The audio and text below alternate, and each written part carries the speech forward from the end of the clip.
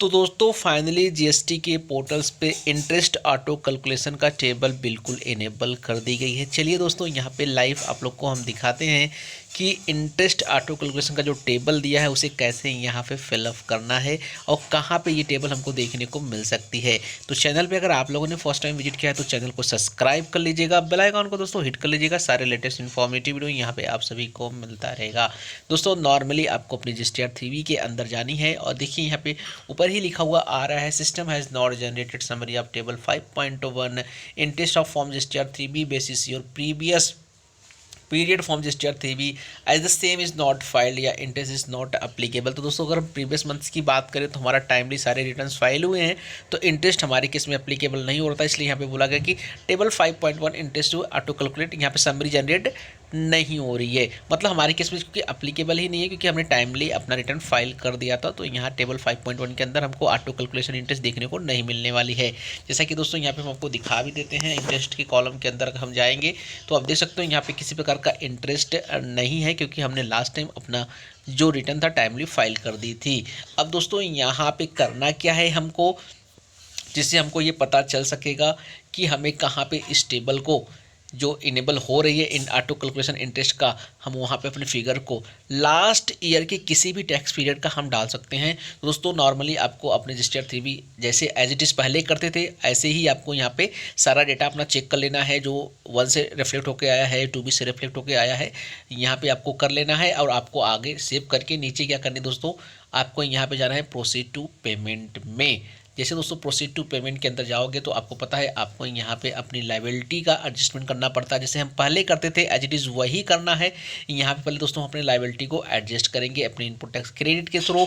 ये करने के बाद फिर दोस्तों हमने अपने लायबिलिटी को यहाँ पे करना है सेटअप।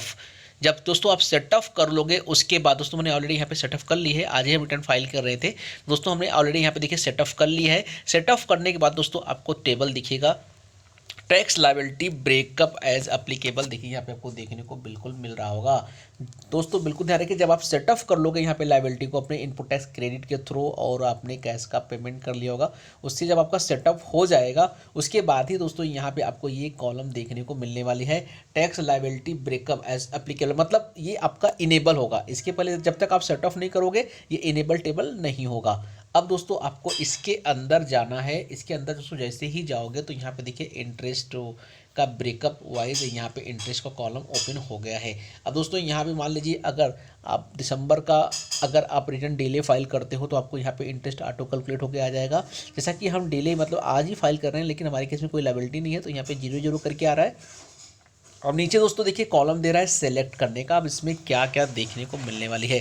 तो दोस्तों ये देखिए जैसे ही कॉलम को हमने सेलेक्ट किया अक्टूबर 2018 से यहाँ पे हमको ऑप्शन दे रहा है, मतलब जब से हमने रजिस्ट्रेशन ली थी, मतलब अक्टूबर 2018 में हमारे क्लाइंट ने रजिस्ट्रेशन लिया था, उस साल के टैक्स पीरियड से अगर हमने कोई भी अभी तक इंटरेस्ट का पेमेंट नहीं किया है तो यहाँ पे हम कर सकते हैं। मतलब किसी भी साल के टैक्स पीरियड का अगर आपने इंटरेस्ट का पेमेंट नहीं किया है तो यहाँ पे आप डिक्लेयर कर सकते हो। फिर नेक्स्ट मंथ के GSTR 3B में दोस्तों ये ऑटो कैलकुलेट होकर फिगर आ जाएगी।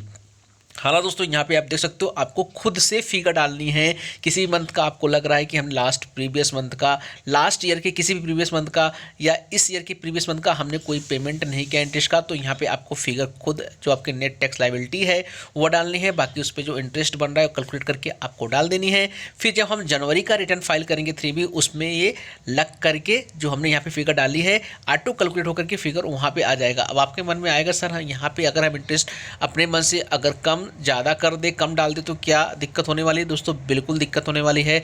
जो आप यहाँ पे नेट टैक्स लायबिलिटी यहाँ पे बताने वाले हो या आपने जो GSTR 3B के अंदर उस समय बताया था, अगर उससे कम नेट टैक्स लायबिलिटी बताते हो तो सिस्टम ऑटो कैलकुलेट करेगा। सिस्टम आपके उस प्रीवियस मंथ का जो नेट टैक्स लायबिलिटी बनती है वो चेक करेगा और वहाँ से जो इंटरेस्ट बन रहा है एग्जैक्टली वह इंटरेस्ट यहाँ पे ऑटो कैलकुलेट करके आएगा। हालांकि आप चेंज कर सकते हो, फिर भी आप चाहोगे दोस्तों चेंज कर सकते हो, एडिटेबल तो रहेगा, लेकिन दिक्कत यही है कि आपका कॉलम रेड हो जाएगा। तो अगर आप ये दिमाग लगाओ कि सर हम यहाँ पे नेट टैक्स लायबिलिटी कम डिक्लेयर कर देंगे, इंटरेस्ट कम डाल देंगे, तो हमारा जनवरी का जो रिटर्न फाइल करेंगे 3B में इतना ही इंटरेस्ट आएगा जो हम यहाँ पे डालेंगे, बिल्कुल नहीं दोस्तों, सिस्टम ऑटो कैलकुलेट बिल्कुल करने वाला है। तो एग्जैक्टली ध्यान रखिएगा, जो आपकी एग्जैक्टली यहाँ पे इंटरेस्ट की अमाउंट बन रही है, जो नेट टैक्स लायबिलिटी आपकी प्रीवियस मंथ की थी वही डालनी है, उस पर जो इंटरेस्ट बन रही है वही आपको डालनी है। अदरवाइज सिस्टम ऑटो कैलकुलेट करेगा, फिर अगर आप उसे चेंज करते हो तो कॉलम रेड हो जाएगा। तो बिल्कुल इन चीज़ों का ध्यान दीजिएगा।